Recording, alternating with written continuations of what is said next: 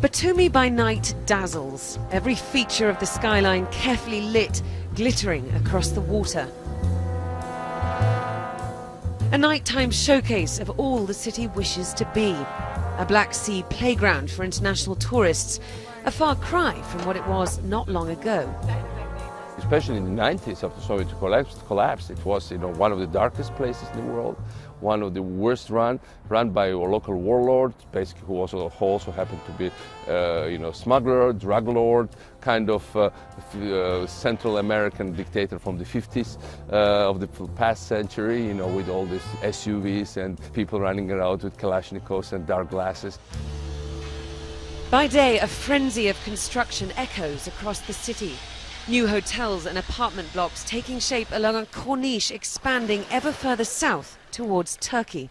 Donald Trump, the latest investor to bet on Batumi, with plans for a new Trump residential tower just unveiled. Locals thrilled at the new lease of life their city is getting, the new jobs this investment brings. We have so much here, the mountains, the sea. I'm sure it will turn this place into the best place to do business on the Black Sea.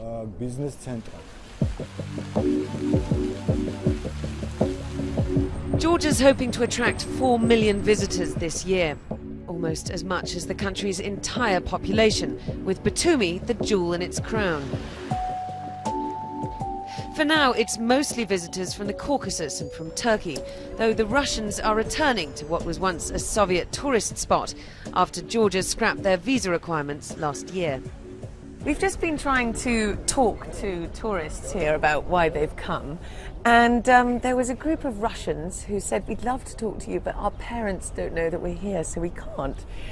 And then I talked to a couple from Turkey who said, "We'd love to talk to you, but we're having an affair, so our other halves obviously don't know that we're here."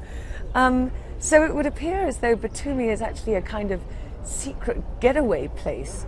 That's the side of the city that you won't find out in the tourist books. And Batumi wants to capitalize on that liberal spirit, placed as it is next door to Middle Eastern neighbors, where gambling is banned.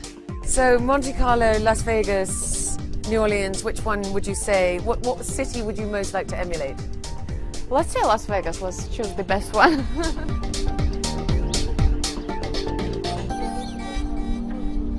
There's plenty of old-school charm, parts of Batumi's pre-Soviet glory lovingly restored. But there's no doubt the city desperately needs the investment. You see these glitzy new skyscrapers being built, and then you walk around a corner and you find this. There's such a huge contrast between the city this is striving to be and the city it's looking to replace. Things are moving so quickly here, and some of the older generation who you speak to say it's incredibly hard to keep up. We meet Nodar Kinigage fishing down by the sea. He lost his job in shipping years ago and feels he's too old to retrain.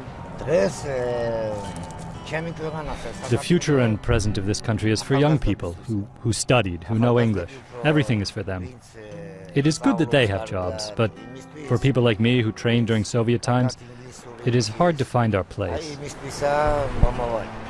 But he's grateful for the fact his grandchildren have a future here.